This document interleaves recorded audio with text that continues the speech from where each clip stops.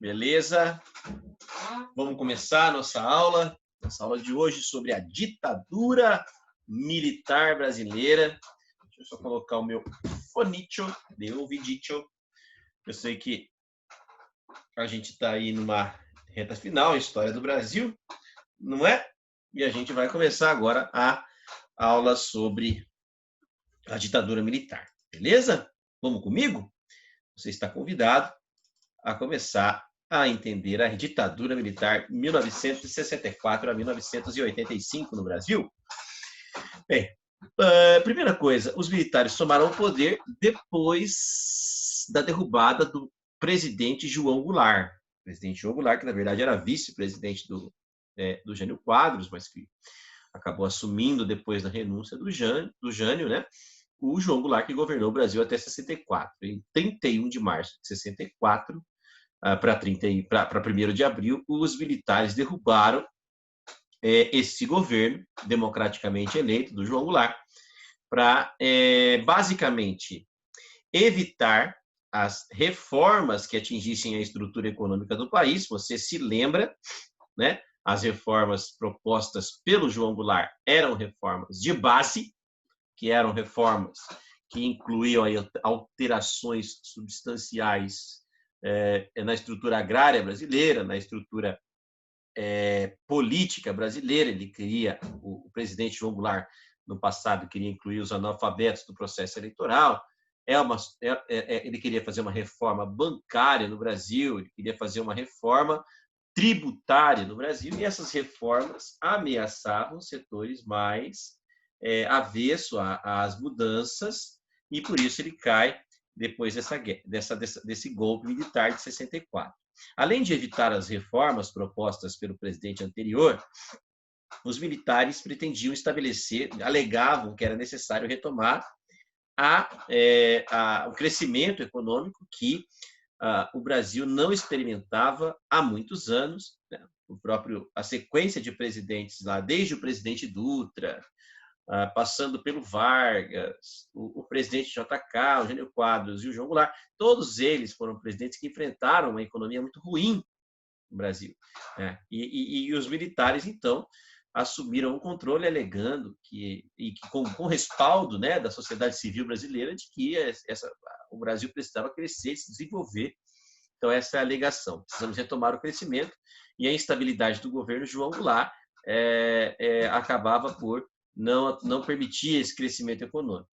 E algumas medidas foram adotadas. Durante o governo militar, os salários foram arrochados, ou seja, houve um nulo aumento dos salários. O Estado passou a ser bastante intervencionista, principalmente nas questões econômicas, o que não é uma novidade.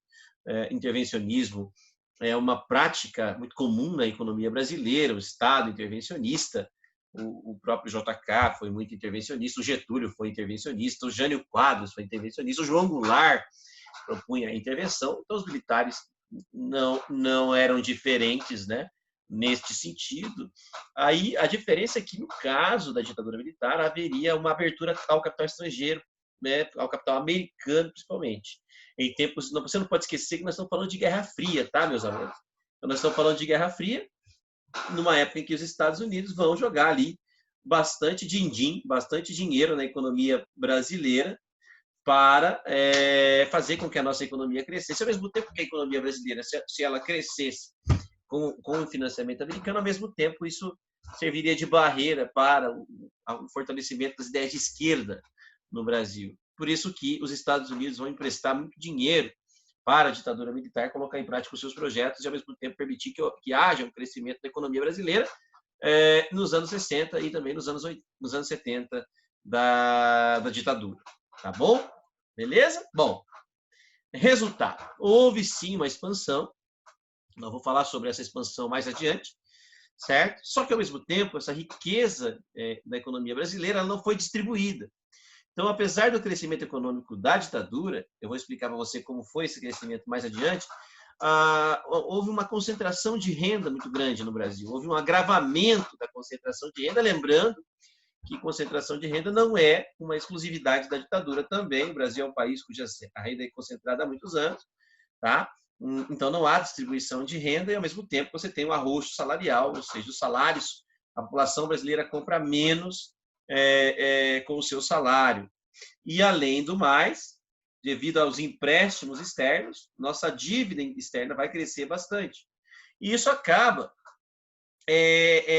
quando você deve muito, não precisa ser um país, qualquer pessoa que deve muito não tem crédito.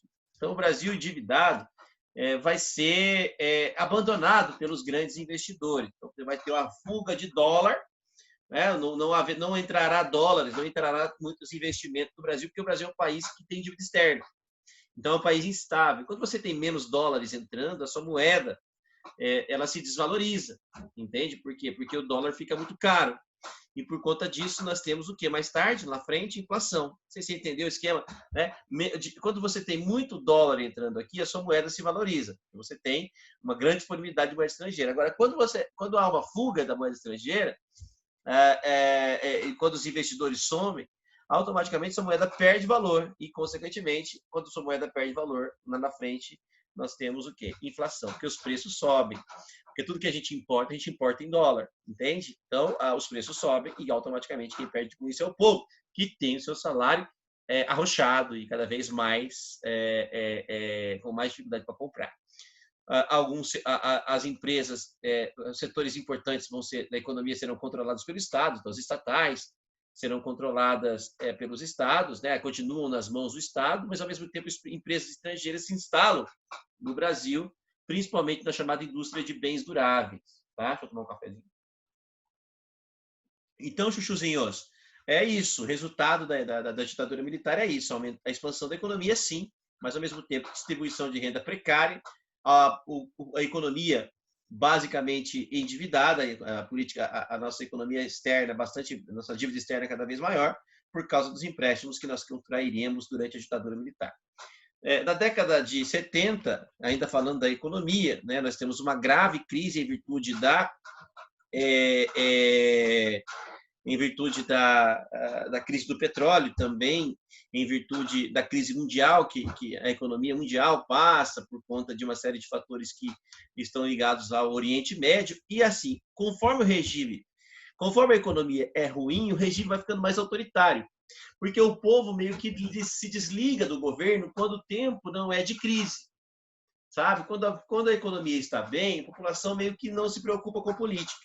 Agora, quando a economia vai mal, aí a população começa a questionar a incapacidade que o governo tem de promover reformas que possam resolver o problema da economia. Bom, primeira coisa, quando você fala em ditadura militar, Xoxões, é legal você tratar das características desta economia, dessa ditadura. E assim, é meio que clichê, isso aí provavelmente você já sabe, né? Que o Estado é controlador, o Estado controla a política, controla a economia.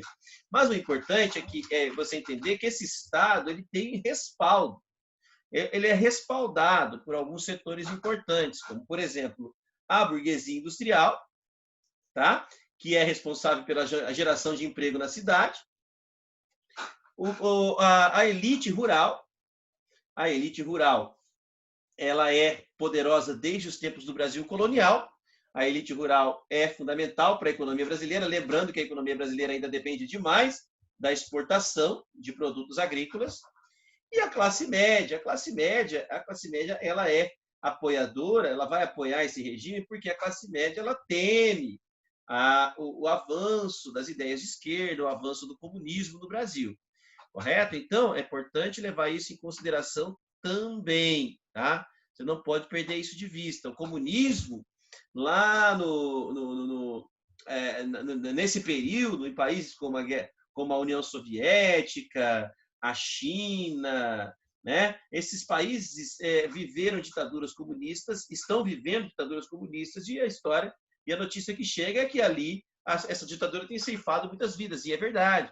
O Stalin já deixou 20 milhões de mortos na década de 1950 para trás, quando ele morre na União Soviética. Mao Tse-tung mata até mais gente, né, durante o seu governo. Então, o medo do comunismo no Brasil, a classe média sente bastante. Entende? Então, de maneira contraditória, ela tem medo da ditadura comunista, mas ao mesmo tempo ela patrocina, ela é conivente com essa ditadura militar, tá? Beleza? Assim, existem alguns aspectos formais da ditadura que você não pode perder de vista também, meus amores. Assim, apesar de ser ditadura, existe uma Constituição, mas essa Constituição fortalece o Estado. Ah, mas Rafa, a Constituição não é coisa de democracia? Deveria ser, né? Mas você viu que no Brasil nem todas as constituições são democráticas. Nós tivemos a Constituição de 37, que tinha até pena de morte e que deixava Getúlio Vargas mais poderoso, correto? Então, tem constituições que não são comprometidas com a democracia. No caso do Brasil, a Constituição a de 67, que você vai ver detalhes daqui a pouco comigo, ela é extremamente ela respalda a ditadura militar. Ô, Rafa, tem Congresso? Tem Congresso Nacional, as leis são votadas, mas esse Congresso ele é vigiado, entende? Ele é vigiado. Então, assim, a qualquer possibilidade do Congresso ameaçar o regime, ele vai ser fechado. O Congresso brasileiro foi fechado quando o AI-5 foi instituído. Daqui a pouco eu falo sobre o AI-5 com você. Rafa, tem eleições periódicas, não é ditadura? Claro que é ditadura. Claro que é ditadura. Eleições periódicas são para deputado e senador, por exemplo. Mas para presidente, não tem eleição, esquece. Nós vamos ter eleição para presidente democraticamente só em 1989. Então, eleições periódicas para governadores de estado, e olha lá, e nem sempre, né, nós vamos ter eleições para governadores. Os governadores muitas vezes serão interventores, que são colocados pelo Poder Executivo Nacional. Rafa, tem partidos políticos, tem 2 partidos, não tem? Tem o MDB e tem a Arena. Só que o MDB é a oposição permitida, o MDB é o partido do sim, senhor, é o partido que obedece às ordens da ditadura. O MDB é o partido da oposição permitida, certo? Mas os outros partidos políticos, o Brasil não pode ter. Então, tem Constituição, sim, tem Congresso Nacional, mas ele é controlado. As eleições periódicas não são para presidente e os partidos políticos são totalmente vigiados. Ou seja, aspectos que dão a um caráter formal e correto e parece que há uma democracia, quando na verdade não é. O que nós temos é uma ditadura militar, que a população é submetida a esse autoritarismo. Bom, para você ter uma ideia da ditadura, olha lá, nós temos ali os atos institucionais. Quando o Castelo Branco, o primeiro presidente militar, assumiu depois de derrubar o João Goulart, começa-se a instituir ali os chamados atos institucionais, né? E aí tem o primeiro ato. O que são atos institucionais? Bom, gente, perdão, você já recebeu correto. Eu estou corrigindo aqui, tá? Atos institucionais. Perdão, tá, meus amores? Atos adicionais. Atos institucionais. Você recebeu corretinho aí. Eu estou corrigindo aqui na aula, tá? Meus amores. Agora, o que são atos? São decretos. O governo vai decretar uma ordem, tá? Então, não tem Constituição. A Constituição não existe ainda. O Brasil está vivendo regime de exceção, onde o governo democrático do João Goulart foi substituído por uma ditadura. Tá? Então, nós temos ali o ato institucional número 1, é o primeiro decreto que suspende os direitos políticos por 10 anos de membros da oposição. Tá? Então, aqueles caras que eram contra o golpe militar ou que eram a favor do João Goulart, esses caras serão cassados, serão expulsos do Brasil por 10 anos. Beleza? Expulsão. Suspensão e expulsão dos direitos políticos da oposição. E a eleição para presidente passa a ser indireta. Tá? Então, a partir do ato institucional número 1, todos os presidentes do Brasil serão eleitos indiretamente, sem a participação do povo brasileiro no processo eleitoral. Tá? O ato institucional número 2, o ato institucional número 2, é o segundo decreto que suspende os partidos políticos até então existentes. Lembra que o Getúlio tinha permitido vários partidos políticos, né? Aula passada, retrasada, uma dessas aulas que você recebeu aí, agora não vou lembrar, claro, não vou lembrar, né? Mas o Getúlio, no final da ditadura Vargas, houve a volta do pluripartidarismo. Ó, PTB, o UDN, o PCB, tá? Foram partidos que surgiram na esteira do pluripartidarismo promovido pelo Getúlio lá no final dos anos 40, no final da ditadura Vargas, em 1945. Agora, esses partidos políticos são suspensos e agora o que é permitido no Brasil é um bipartidarismo. Tá? O que é esse bipartidarismo? São dois partidos permitidos: o partido do governo e o partido da oposição. Anota aí, ó. O partido do governo é a Arena, Aliança Renovadora Nacional, partido da ditadura, e o MDB. E o MDB é o Movimento Democrático Brasileiro, que é o partido da oposição. Só que o MDB é um partido que não pode fazer qualquer ameaça ao governo, porque senão ele vai ser os seus membros, os integrantes do partido são caçados, são expulsos do Brasil e tal. Então, não adianta. O MDB é um partido da oposição permitida, é o partido do sim, senhor. Beleza? É um partido que respeita e obedece à ditadura. O ato institucional número 3 é o terceiro ato, o terceiro decreto que eu destaquei aqui para vocês. Esse é o ato que vai acabar com as eleições diretas dos estados e municípios. Então, se existiam eleições diretas dos estados e municípios, elas estão suspensas agora pelo ato institucional número 3. Beleza? Todos esses atos, até o quarto ato, é ainda do primeiro governo do Castelo Branco. Beleza, gente? Aí o Castelo Branco, então, decreta ali o AI3, que suspende as eleições diretas nos municípios e nos estados brasileiros. E aí os municípios e os estados terão governadores indicados pela presidência, pela diretoria, pelo governo, pelos ditadores lá brasileiros, pelos generais brasileiros. O generalato brasileiro que vai escolher agora os governadores de estados e os prefeitos das grandes cidades brasileiras, sobretudo. Certo, gente? E aí o ato institucional número 4 é o quarto decreto. O quarto decreto, povo, é o quarto decreto. E esse quarto decreto vai estabelecer a Constituição de 67, curiosamente, né? 30 anos depois da Constituição de 37, volta a uma nova Constituição ditatorial que vai promover o que nós chamamos de hipertrofia do Estado. O Estado passa a estar acima dos demais cidadãos. O Estado passa a ter poderes sobre os demais cidadãos e essa Constituição respalda a ditadura militar. Ela vai oficializar a ditadura militar, deixando o Estado mais forte, mais autoritário sobre a população. E aí, gente, em 68, nós temos o ato institucional número 5.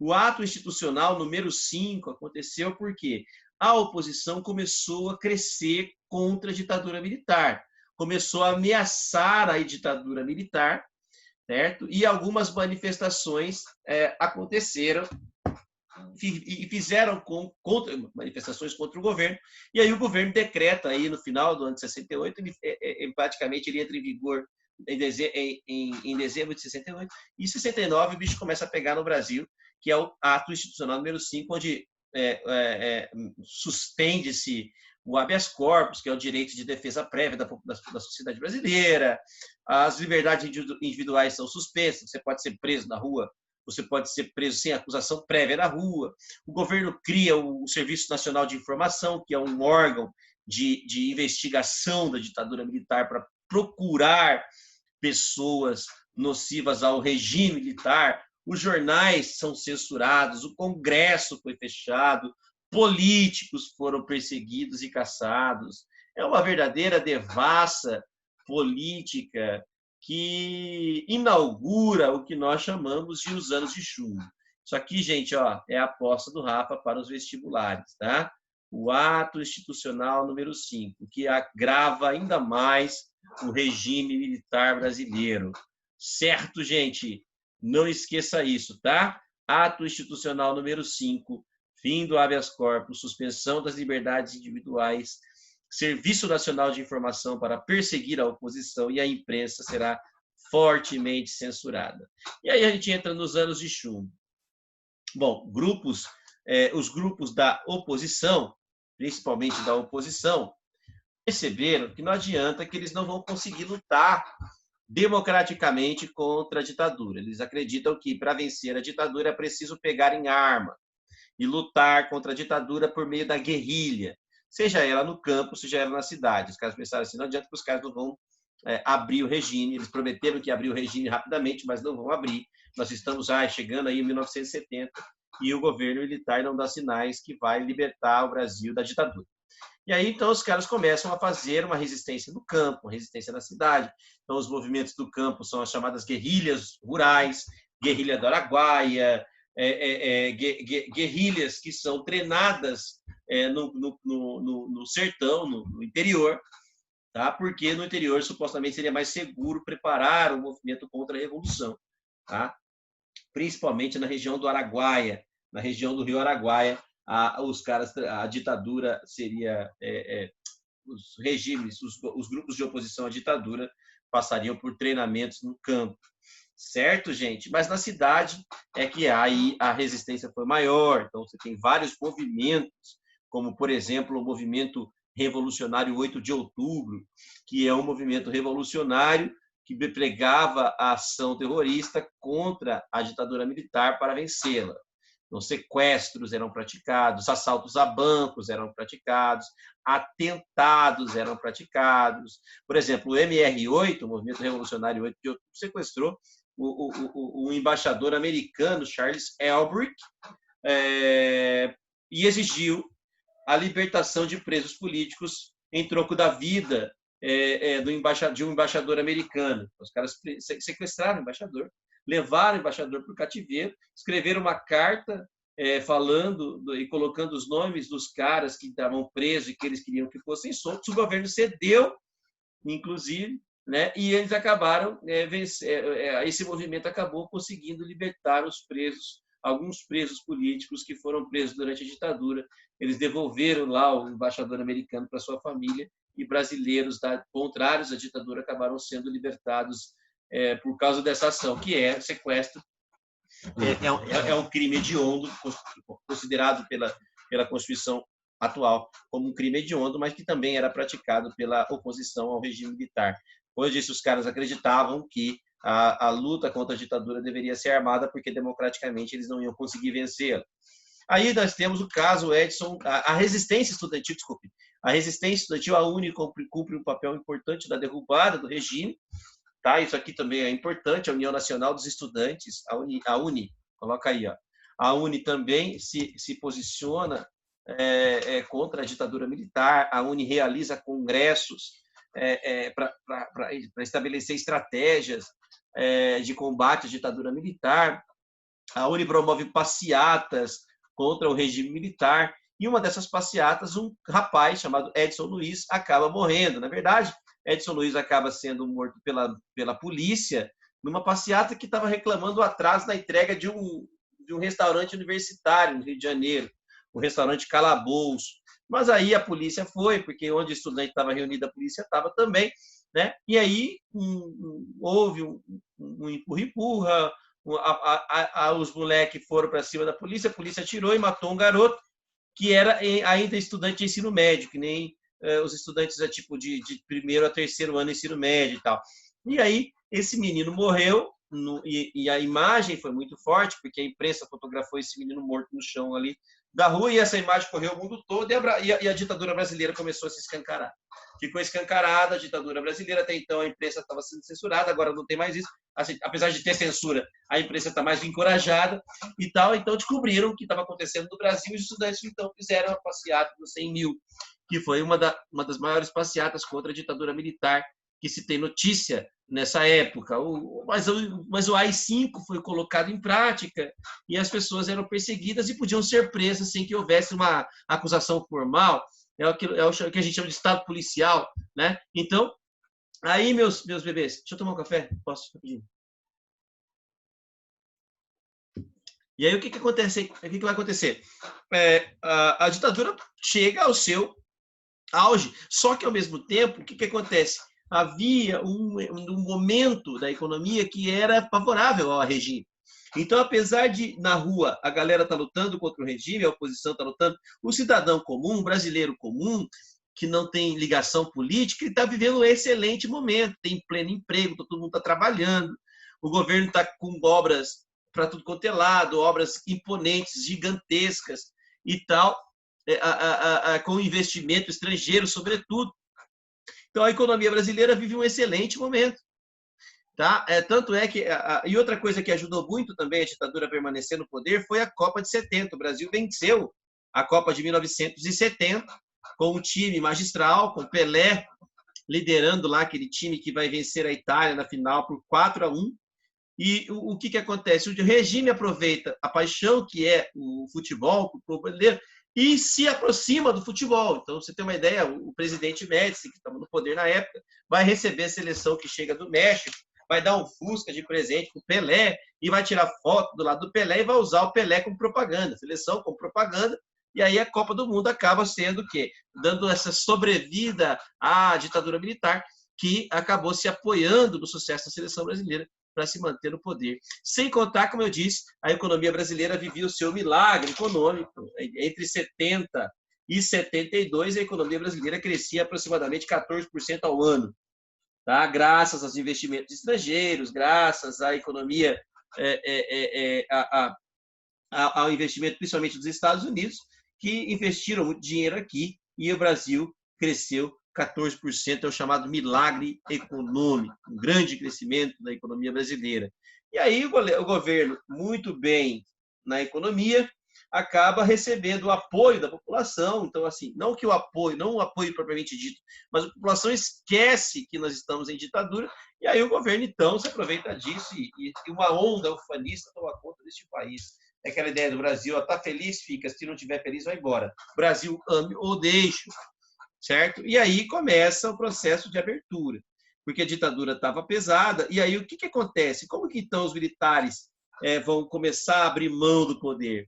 Desde a crise do milagre econômico, porque assim, o milagre econômico foi até 74, mais ou menos. Em 74, nós tivemos a crise mundial do petróleo, e os americanos, os Estados Unidos tiveram muita perda com essa crise mundial do petróleo, tal.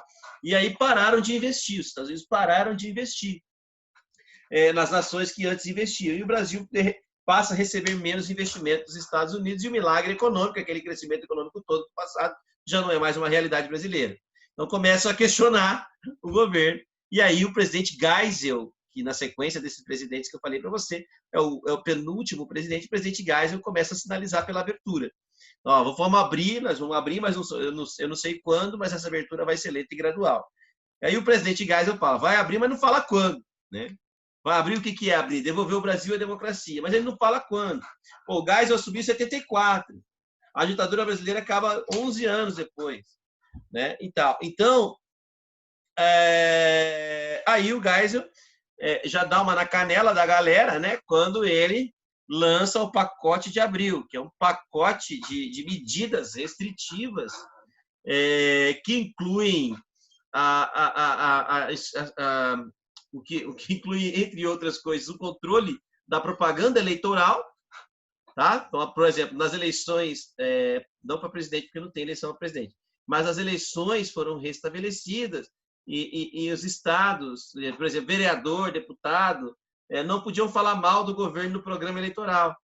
Entende? Porque geralmente a oposição fala mal do governo na propaganda eleitoral. Você está acostumado com democracia. Quando aparece a propaganda eleitoral, o candidato da oposição ele vai descer o pau no governo, né? Pois é. Aí o que acontece? Os caras vão começar a controlar a propaganda eleitoral, certo? E aí isso acaba sendo muito ruim, por quê?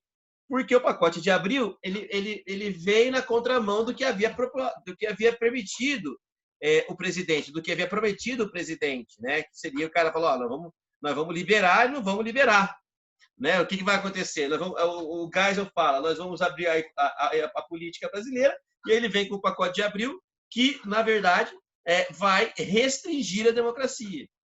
Entende? Ele fala, vou abrir, vai ser o cara que vai redemocratizar o Brasil. Aí ele vem e curiosamente, o pacote chama pacote de abril. Não foi lançado em abril de 77, o pacote de abril, que fecha a política brasileira. Desculpa a piadinha, não resisti. Né? O pacote de abril vai fechar a política brasileira. Os senadores, por exemplo, serão indicados pela presidência da República, são chamados senadores biônicos, a imprensa será controlada, a propaganda eleitoral será controlada, enfim. O pacote de abril, na verdade, vai endurecer ainda mais o regime. Aí teve um caso do jornalista Vladimir Herzog. O Vladimir Herzog era um cara que era um judeu que havia fugido com a família criança, ele havia fugido com a família do nazismo no passado, e veio para o Brasil, estudou, virou jornalista e virou um grande cara ali na imprensa brasileira, que era da oposição ao regime militar. O Herzog foi chamado para depor e morreu torturado na cadeia. Aí os caras, para não o governo militar, né, acabou divulgando uma imagem supostamente em que supostamente o Vladimir Herzog